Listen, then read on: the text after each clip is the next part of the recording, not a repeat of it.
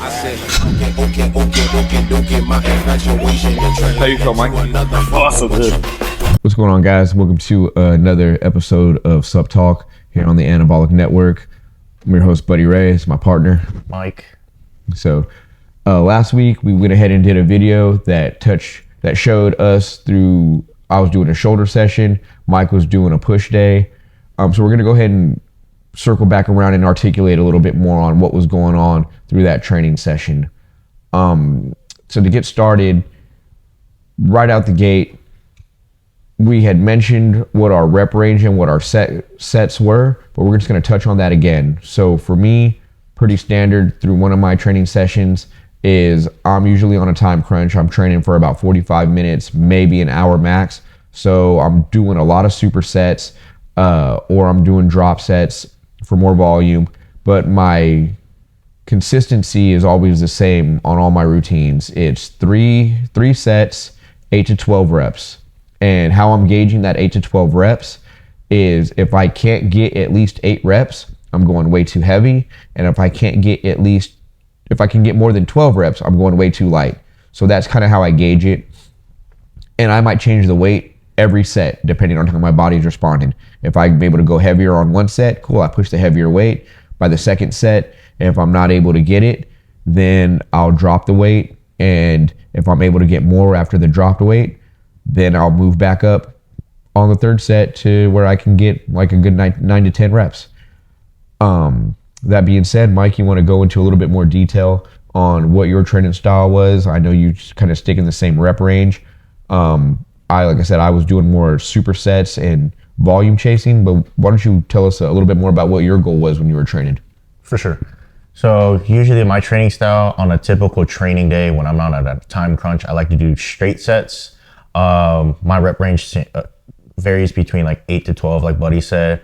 If the weight's too heavy, I'm trying to like take the weights down so I can actually get 8 reps. If the weight's too light, I can do more than 12. I'll just add some more to it. But the way I train for growth, that's the rep range that I felt was adequate enough.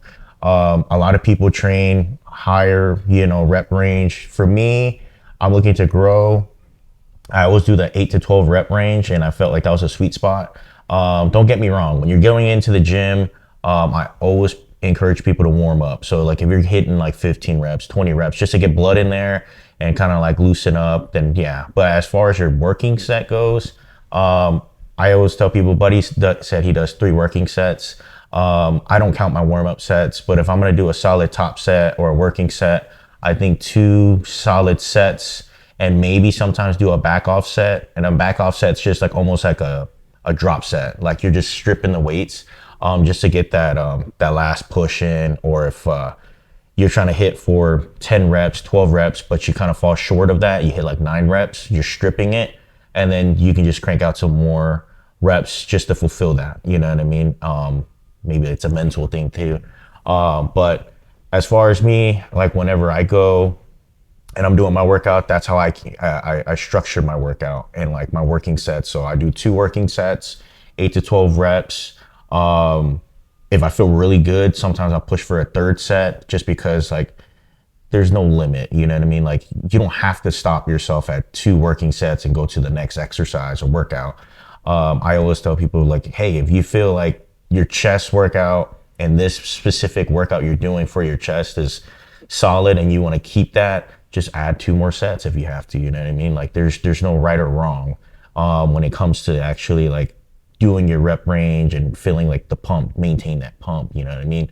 And if you feel like that stretch movement that you're doing for your chest or your shoulder or your back, even your legs, just stick with it. I know some people that just do 3 workouts, but those 3 workouts, typically they're called powerlifters, but when they do that, they just do those 3 exercises and they just do a lot of sets. But yeah, but don't get me wrong, there's other ways to like grow. Some people don't chase for size and like strength. They just want to do higher rep ranges, 12 to 15, sometimes even 20. But it's all on preference. Like right now, I'm still trying to grow, add a little bit of size, so that's why I keep it that way. Yeah, and we can even go in a little bit deeper on that. So when Mike was talking about like, hey, we're stripping weight, we're stripping weight down so we can get more out of the set, but we can really manipulate the set in a lot of ways. You know, a good example would be, say you're on a decline hammer strength, plate loaded decline hammer strength, and you load up 3 plates, and you're only able to get, you know, we're trying to go 8 to 12, we're only able to get 7. Okay, cool. Then we peel off a plate. Now we're at 2 plates, and that easily feels way too light. We could probably get another 12 or 15, but we don't necessarily need to get another 12 or 15. We can just hyper focus on those contractions.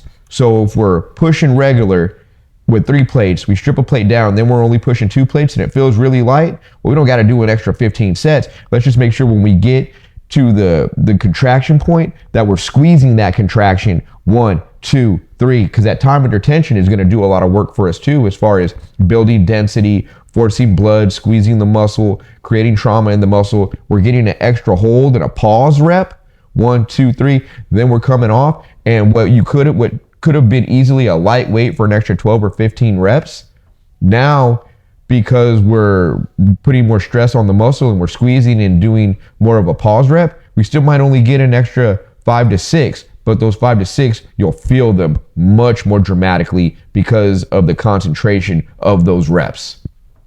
Another thing that we can talk about is muscle bellies and volume. So when I'm training volume, our partner over here, Justin, had asked me, he said, hey man, I noticed that you're kind of going lighter on the weight. Is there a reason that you're not trying to push heavier weight? Because it's obvious that I could push the heavier weight. And for me, the thing is, I'm not overly concerned with pushing the heavier weight because I know I'm getting good contraction, my form is good, and I'm still within that 8 to 12 rep range.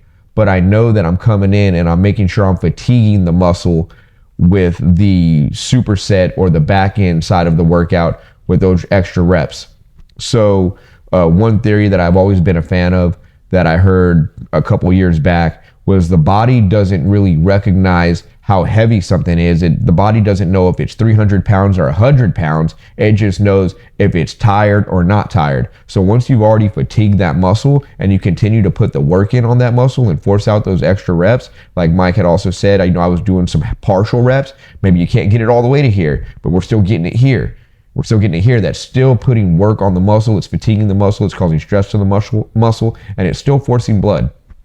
So that's kind of why, if you're chasing more of like a volume type thing, the weight still matters, but it's not as key as to forcing the volume, forcing the reps, and being persistent with the workload. Mike, what are we gonna get into next? We're gonna get into muscle bellies. Yeah. Well, let me touch up on a couple things too. What you were speaking on.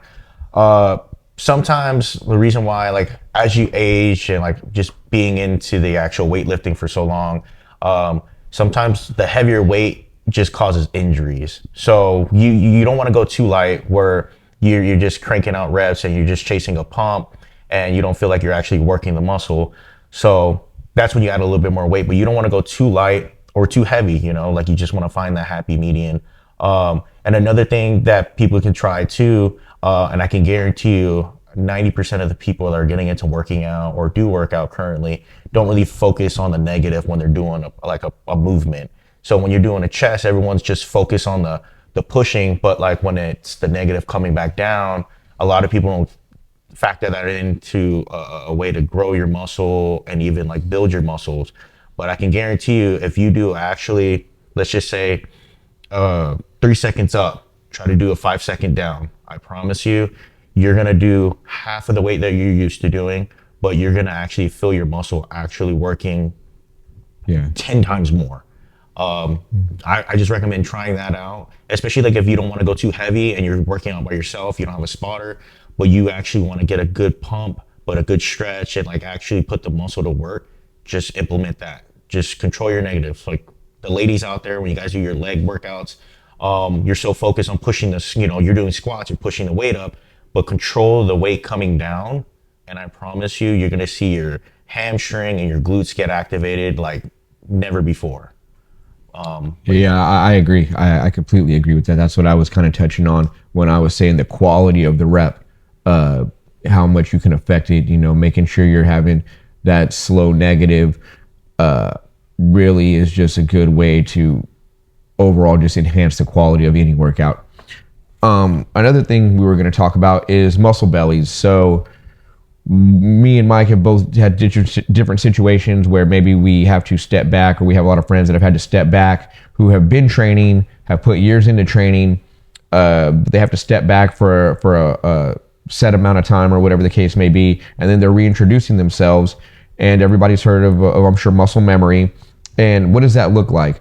So when I was being asked about this the other day, I was comparing it to a balloon, and is what people need to understand about your muscle bellies, especially when you're first getting started in the gym, as opposed to somebody who's getting back into the gym. So when you're first starting out in the gym, you really have to work hard to traumatize those muscle bellies and think of them like a balloon. So you're trying to inflate this balloon, but the balloon has never been stretched out before. So since we're trying to pump up this balloon that's never been stretched, it's really hard, and we got to put a lot of work and time and effort into stretching that balloon, right? So we're finally able to blow up this balloon, and it gets so big, and then something happens, and we can't blow up that balloon anymore. So the balloon, it comes down, right? It deflates, the balloon deflates. But now we come back around, we're able to give that balloon some quality time again, and we start trying to inflate it, but this time it inflates to the size it was at previously, but it only takes half the time. And the reason it only takes half the time is because that muscle belly has already been stretched and developed, as all you have to do is bring it back to life or put more air in it. That's why the muscle memory and the muscle belly development, it's always easier to come back and refill it than it is to stretch it from the beginning. Some people just had wanted some clarification on that, so that's just one vantage point to look at it. How are we looking on time, Justin? 12. Oh, okay, we got a lot of time. Yeah. So, cool. We got some questions. What do you recommend for females trying to bodybuild? Need more fans in here. Okay. Here, Mike. They're asking some peptide questions. You want to read that? Yeah, so baseline supplements for women, absolutely. So, some of the supplements that I'm a big fan of, obviously, we've already touched base that we're big fans of every woman being on a multivitamin. But, so a lot of girls, where are they experiencing some of the first setbacks, right? Something that I hear a lot of girls say is like, oh, I'm going to have to take an extra day off. I'm really sore from my workout. I need a little bit more time to recover. My legs are killing me. I can barely get out of bed, whatever the case may be. Mike had touched on this in a previous video, but right out the gate for girls getting involved in the gym, you're going to feel that soreness. It's going to come as a surprise. And it might be a little shocking, and that could be a deterrent for some ladies. I think every lady, to mitigate that soreness, would be glutamine, and 5 grams of glutamine at that. Mike, do you want to touch a little bit on glutamine again and kind of fill in your opinion? Yeah, so glutamine, I think it's an essential supplement. I don't think it's a waste of money. It's very crucial. It's not just for recovery, but it's also, like I said, it's for your internal gut and everything. So, in the beginning, whenever I heard about glutamine, I just knew it was for recovery. So the faster your body can recover, the more load you can put back on your body. So like when you're putting a beating on it, you recover, you go back, put a beating on it, versus like recovering in 3 days and then coming back to that muscle. You can recover and probably touch back on it in maybe like a day. You know what I mean? I know some people that do like a leg day, recover, and they go back to a leg day, you know? Not so for like focusing on just quads, but they'll focus on the hamstring. So it's like 2 leg days back to back. But for women and bodybuilding and peptides, that's the question that they were bringing up, like IGF for women, ipamorelin, CJC. Yeah, so I know a couple girls that are liking the CJC and the ipamorelin. Those are more so, it's nice. So here's the thing. Those are like the CJC, those are all going to be like more HGH boosting peptides. And I don't think HGH is a bad idea, but you have to realize that it's not so much focused on the muscle growth as much as it's focused on sleep and recovery. It's going to do more of like some better natural, like anti-aging rejuvenation properties, as opposed to like aggressive muscle building. Now, you had asked about the IGF-1. The IGF-1 is going to be probably the most aggressive muscle builder out of those peptides. But as we're learning more about the peptides, the CJC and the ipamorelin stack is becoming very quickly a very popular stack for men and women. But for women who are just getting involved, the peptides are great. I personally witness a lot of women are under eating for their goals. So every girl that's approaching me, of course, a good amount of girls are like, "Oh, I want to lose weight. I want to lose fat, and then I want to build up my legs and my butt." And of course, that's losing fat and building muscle at the same time is obviously like the hardest to do. It's always easier to either lose the fat or focus on building the muscle, but it's very possible.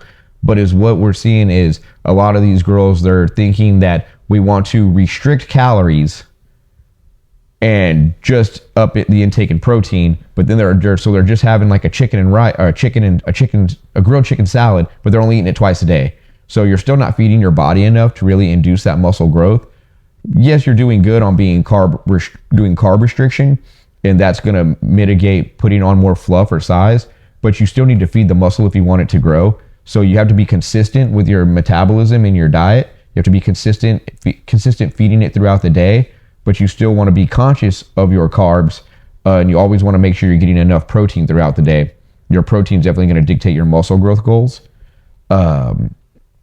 as well as doing some more baseline supplements that'll keep your body anti-catabolic throughout the day, such as like sipping amino acids during your workout and throughout the day, just to give your body something continuously to feed on, so it's not eating the muscle for energy. You want to touch on some more of that a little bit, Mike, as far as peptides or anything is concerned? Yeah, as far as the CJC and ipamorelin, typically people stack those together. I know women and men, they take it, but it's more like it doesn't enhance and add growth hormones to your system. They just work together to trigger to produce more in your system. So what you do with that controls the growth. You know what I mean? So more growth hormones, and like you're working out, recovering, and eating more, you're gonna grow. And it helps with like the metabolism just a tad, versus just overfeeding yourself and then you're just gaining weight, but it's not the weight you're looking for. If you're trying to gain that size, I would say yes, it does help. As far as the growth process goes, I would implement it if that's what you're looking for. Yeah, absolutely. And the other thing is, obviously, if you're a lady who's already acclimated to the gym, you're not worried about pushing weight because you already realize that you got to be pushing a lot of weight heavy all the time to really get anywhere that's going to make you look anything like anti-feminine, I guess, or really masculine. But ladies, by all means, you shouldn't be afraid to push a little bit of heavy weight, because even though it's heavy for you, it's definitely going to tighten the physique. It's not going to make you look big. It takes a long time to look big. So don't be afraid of pushing the heavier, aggressive weight, and just learn your body. Like, it's not going to happen overnight. So at any point in time, if you start to even think like, oh man, maybe that's a little bit too much size on the hamstrings or the quads, like, it's not hard to taper back, but it definitely is hard to get the body you want if you don't start pushing the limits.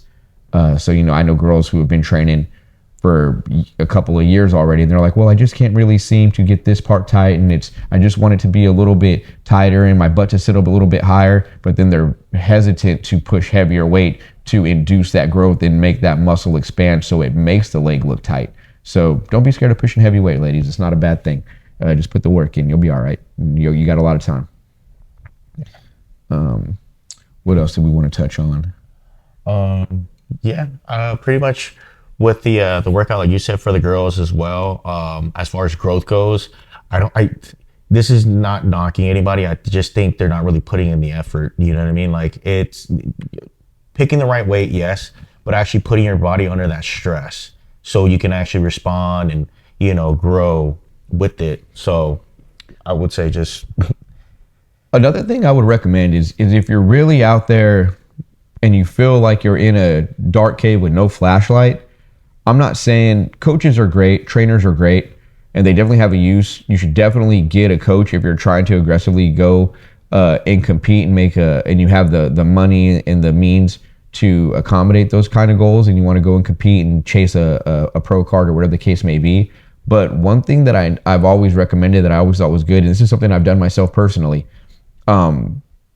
whenever I want to learn a new body part and learn how to push myself, I'll pay for just one session. I don't need a personal trainer every week, but I don't mind working with somebody who clearly has more knowledge than I do, like buying one session and saying like, hey man, I just want to go through a back day. Can you just take me through a solid back day? And you pay for that one session so you can learn that back day movement, and then you have something designed that you can follow for the next 3 to 6 weeks.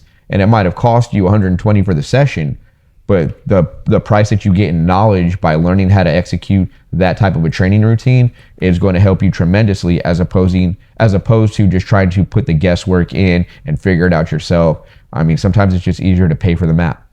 So, all right, guys, I think that's gonna wrap us up. All right, cool. That flew by. So I always appreciate y'all watching us. Thank you for giving us your time. If you wouldn't mind, please hitting the subscribe button down at the bottom. Give us some comments and feedback. We'd love to answer any of y'all's questions. We love engaging with you guys. We are going to try to get our first guest appearance next week. We're going to get into getting a couple more of guest speakers on the show as well. We are not medical professionals. We are not doctors. We're not dietitians. We're just some guys who have definitely spent a good amount of time of our lives training and learning. If anything, we could be considered, I guess, consultants. We just didn't want to give anybody the wrong impression or mislead anyone. That being said, hey, appreciate y'all. We'll see y'all next time.